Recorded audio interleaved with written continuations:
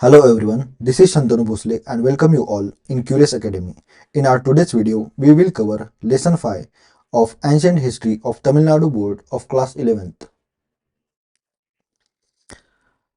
Lesson 5, The Rise of Magadha and Alexander's Invasion, a story of power, politics and change. Long ago, around the 6th century BC, northern India was like a grand mosaic of small kingdoms and republics. The fertile plains of the Ganga buzzed with vast monarchies, where kings ruled over vast stretches of land. Meanwhile, in the serene foothills of the Himalayas and the rugged lands of the northwest, something unique was unfolding republics. These were not ruled by kings but by councils and assemblies of wise tribal leaders, often heads of powerful clans. There were tribes like the Sakyas, from whom Gautam Buddha hailed, the Lichavis, and the Mallas, each governing themselves through democratic debates and majority votes. Power wasn't concentrated in the hands of a one man. Instead, it rested with the people, or at least their chosen elders. As history marched on, scholars and monks began to record the growing web of kingdoms. One such record, the Anguttara Nikaya, a revered Buddhist text, listed 16 mighty realms known as the Mahajanpadas. These were Anga, Magadha, Kasi, Kosala, Vajji, Malla, Chedi, Vatsa, Kuru, Panchala, Matsya, Sursena, Asmaka, Avanti, Gandhara, and Kamboj. The Jain text also echoed similar accounts, painting a vivid picture of a land brimming with political energy and rivalry. But as in any great tale, not all survived. The wheel of time turned, and kingdoms began to clash. Some merged peacefully, others were crushed in wars. Only the fittest, the most cunning, strategic, or fortunate remained. By the middle of the 6th century BC, the grand stage of Indian politics was left with just four dominant players: Vatsya, Avanti, Koshala, and Magda. And so, the curtain began to rise on one of history's most powerful kingdoms, Magadha, setting the stage for empires, invasions, and legends yet to unfold.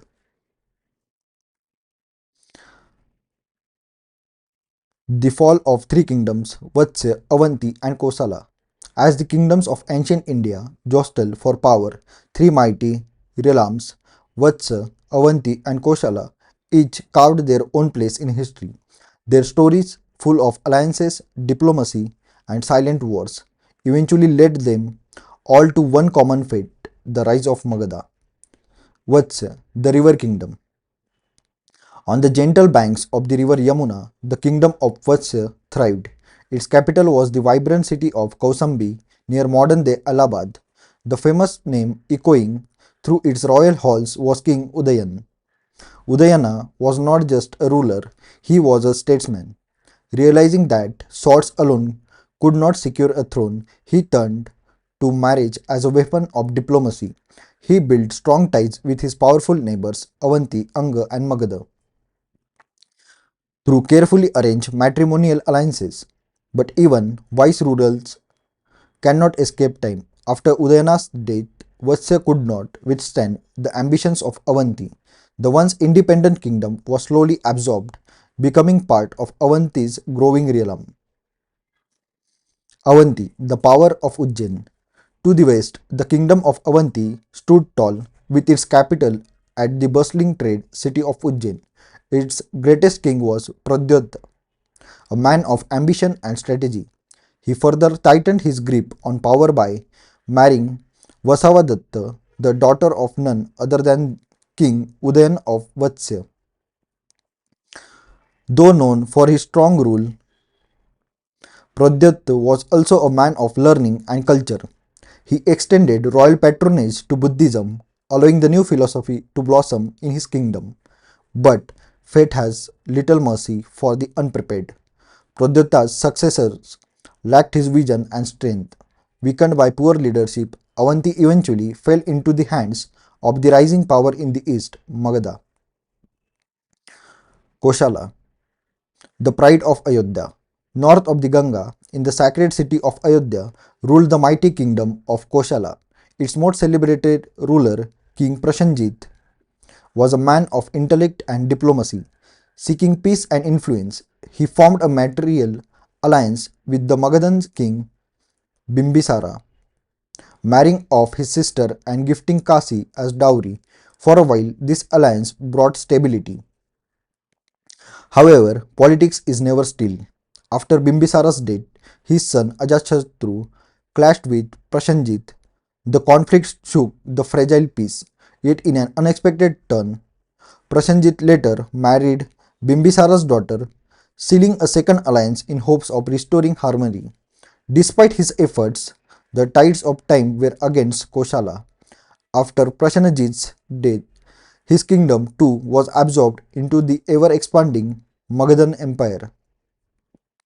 And so, three proud kingdoms, Vatsya, Avanti, and Koshala, each fell not just by war but through a web of marriages, alliances, and internal weaknesses. All roads now pointed to Magadha, the emerging colossus of ancient India. Magadha, the birth of an empire. As the dust settled over the fading kingdoms of Vatsya, Avanti, and Koshala, one name began to rise above all in the north, Magadha. Nestled between the upper and lower Gangetic plains, Magadha wasn't just lucky, it was gifted. The land was rich and fertile, its rivers teeming with life and trade. Hidden in the hills of Rajgir lay vast reserves of iron ore, while copper and iron glinted beneath the soil of near Gaya. It stood at the crossroads of ancient trade routes where wealth poured in from far and wide. These blessings of geography, resources, and strategy would soon forge a kingdom into an empire. And at the helm of this transformation stood a visionary king, Bimbisara. Bimbisara, the architect of Magadhan might. Bimbisara belonged to the Haryanka dynasty, but he would be remembered as more than just a king. He was a builder of alliances, of armies, and of an empire. Even before drawing his sword, Bimbisara drew up marriage alliances, each one strengthening Magadha's position. His first king was Koshala Devi, the sister of King Prasenjit of Koshala. Along with her had came the prized territory of Kasi, a fertile region that brought immense revenue. Next, he looked north. Bimbisara married Chelenanna, a Lichavi princess from Vaishali. This alliance secured his position frontier and opened the path for expansion towards the borders of Nepal. But his strategy didn't stop there. In a bold political move, he married Khema of royal house of Madra, strengthening its ties with the western kingdom of Punjab. With these alliances, Magadha became surrounded not by enemies but by relatives, and that made all the difference. Warfare and wisdom. Bimbisara was not just a diplomat, he was also a warrior. His most decisive conquest was against Brahmadatta, the king of Anga, a wealthy eastern neighbor. After a swift campaign, Anga was annexed, giving Magadha access to important trade routes and ports. Even as he expanded through battle, Bimbisara chose peace with some. He maintained friendly ties with Avanti, avoiding unnecessary conflict and keeping the kingdom stable and focused on internal growth. He also turned his eye inward, reorganizing the administration of his. Under his rule, Magadha became efficient, prosperous, and powerful, a model of governance in ancient India. Bimbisara lived in a time of great spiritual awakening. Two towering figures of Indian philosophy, Vardhaman Mahavir and Gautam Buddha, were his contemporaries. Both Jain and Buddhist tradition claim him as their supporter, and it is said that he made generous donation to Buddhist Sangha. Thus, Bimbisara was not just a king of land, but a patron of thought and a friend of faith.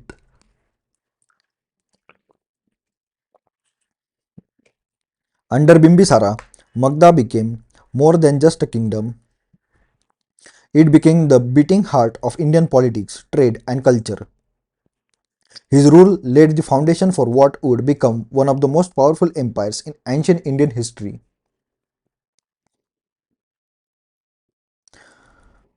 Ajatshotru, the warrior king and seeker of truth. After Bimbisara's death, the throne of Magadha passed into the hands of his ambitious and controversial son Ajatshotru, a man of fierce determination. Ajatshotru proved to be both a ruthless conqueror and a spiritual seeker. His reign was marked by war, and one war above all would define him. To the north lay the powerful and proud Lichavi Republic of Vaishali, leading a formidable confederacy of republics. Ajatshotru saw them as a threat to Magadha's supremacy.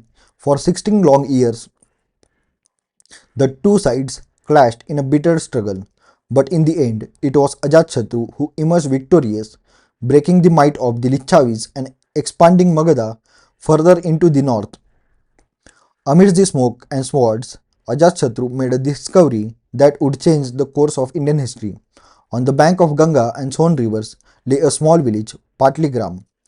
Realizing its strategic location, he fortified it. One day, this humble village would become Patliputra, the shining imperial capital of empires, a king torn between sins and salvation. Though known for his military conquest, Ajatasattu also sought inner peace. Early in his life, it is believed he followed Jainism, drawn perhaps by guilt and remorse. Legend suggests he may have been involved in his father's Bimbisara's death. Later, he is said to have turned to Buddhism. According to tradition, Ajatasattu met Gautam Buddha himself, seeking wisdom and forgiveness.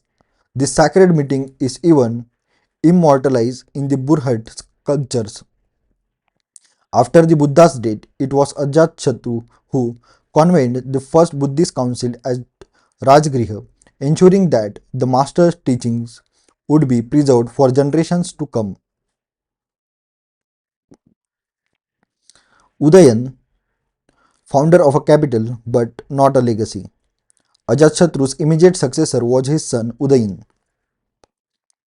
While he lacked his father's fire, he left behind something of lasting importance, Patliputra.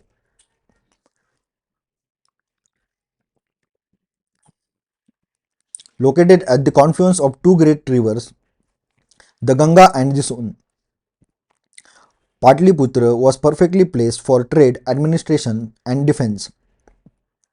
Under Udayan, it was developed into a grand new capital. In time, it would become the seat of Mauryan Empire and one of the most celebrated cities of ancient India. But despite these achievements, Udayan and his successor proved to be weak rulers. The once mighty Magadhan throne began to slip from the hands of the Haryanka dynasty. The rise of Sai Sungas. Seizing this moment of decline, a new force rose from within Magadha itself, the Sai Sunga dynasty. Sai Sunga, the founder, overthrew the Haryankas and took the throne.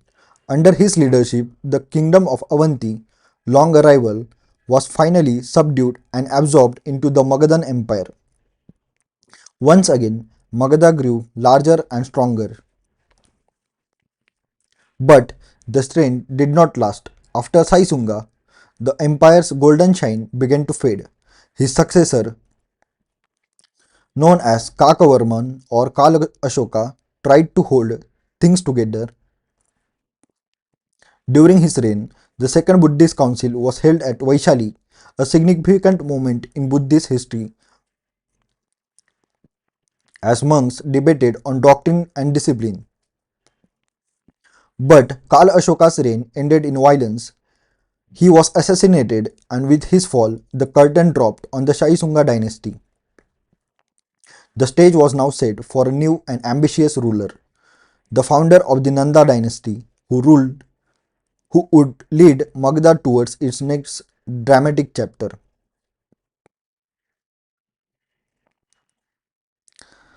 The Nandas. With the fall of Sai Sunga dynasty, a new power rose in Magadha. one that would take the empire to its greatest territorial height before the Mauryas. This was the age of the Nandas, and at their helm stood a man both feared and admired, Mahapadmana Nanda.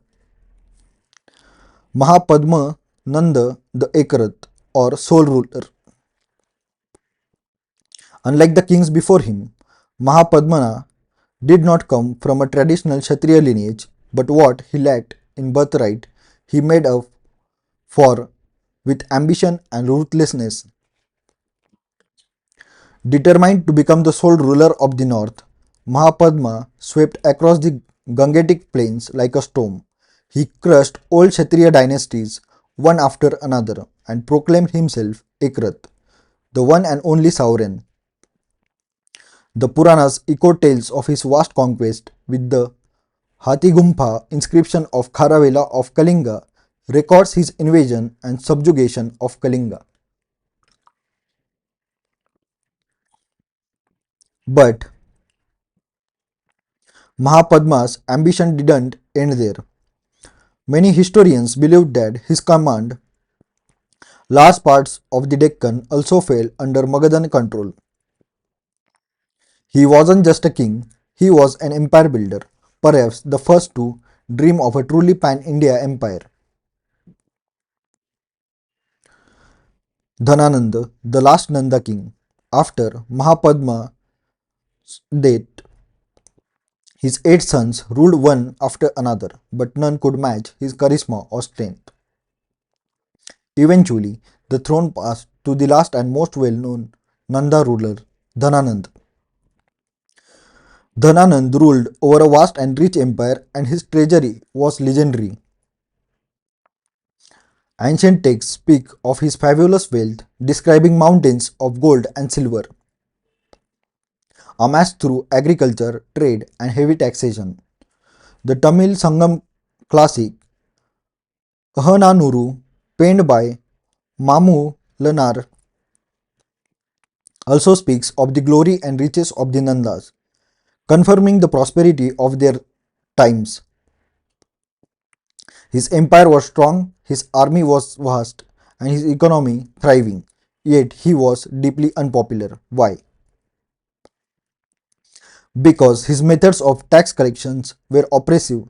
The common people bore the brunt of his greed. Resentment grew in the hearts of the masses, and in shadowy corners of Magadha, rebellion began to stir. The fire beneath the gold. Enter Chandragupta and Kautilya. Amidst the growing unrest, two names began to echo through the streets and palaces. Chandragupta Maurya, a bold young warrior with royal dreams, and Kautilya, or Chanakya, a brilliant strategist burning with revenge and vision. Together, they sowed the seeds of revolution, uniting an oppressed and rallying discontented minds. Dhanananda, surrounded by wealth but blinded by arrogance, never saw it coming. It was at this critical moment that Alexander the Great, the world conquering Macedonian, appeared on India's northwestern horizon.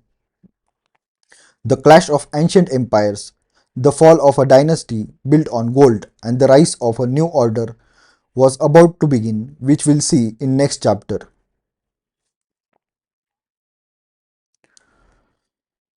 The Persians at India's doorstep, the first foreign invaders. Long before Alexander's arrival, another great empire cast its eyes on the riches of India, the mighty Achaemenid Empire of Persia. It began with Cyrus the Great, the fearless founder of Persian Empire, known for his military genius. Cyrus led the first unknown expedition into India, crossing the rugged mountain passes and capturing the Gandhara region.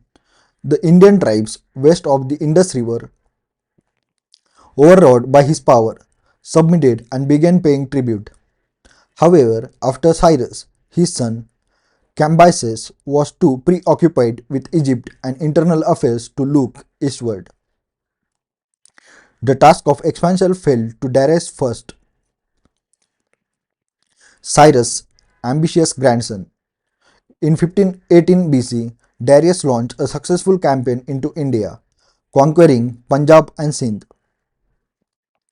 These lands were so rich and densely populated that he made them the 20th satrapy or province of his vast empire, one of the most prized in all of Persia. To understand his new frontier, Darius even sent a naval expedition under Scylas to explore the Indus River, a rare blend of conquest and curiosity. Thus began the first chapter of foreign invasions into India, setting the stage for even greater encounters to come.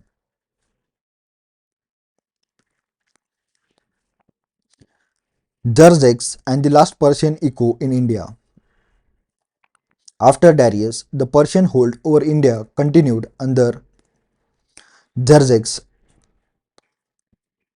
who used his Indian provinces not just for tribute but for troops.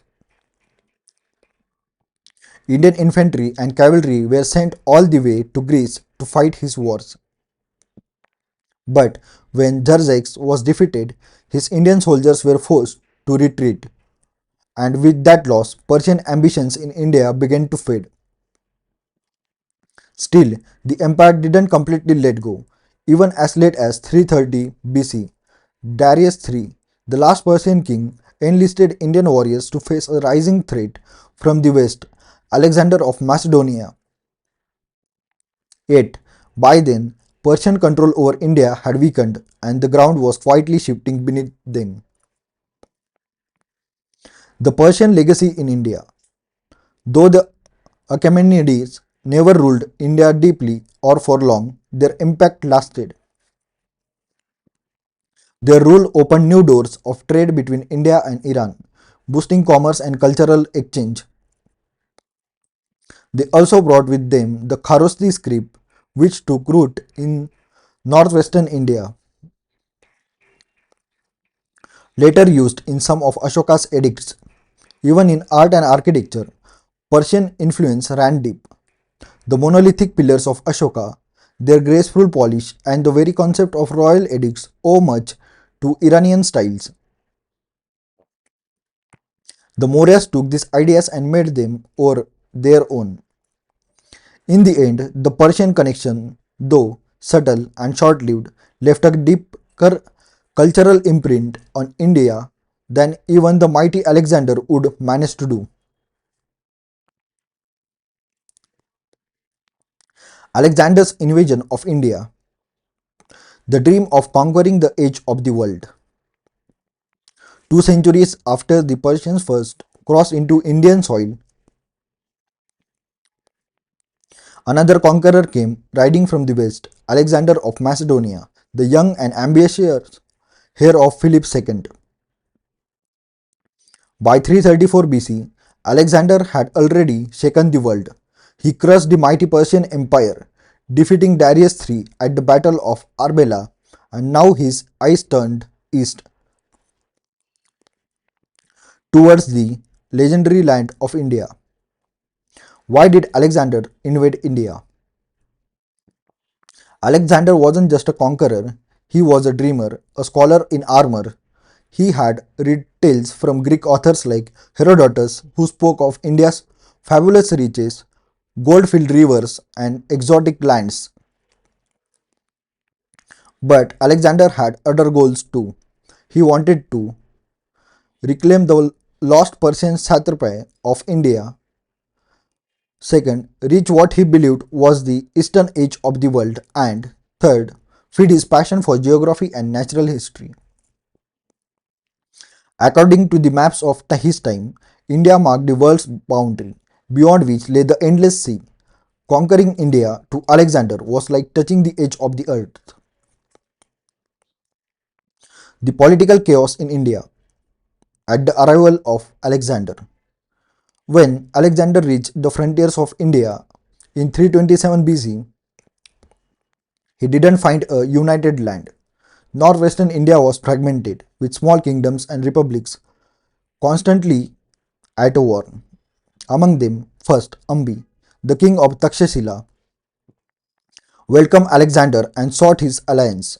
Second, Porus, the brave king between the Jhelum and the Chenab rivers, stood defiant.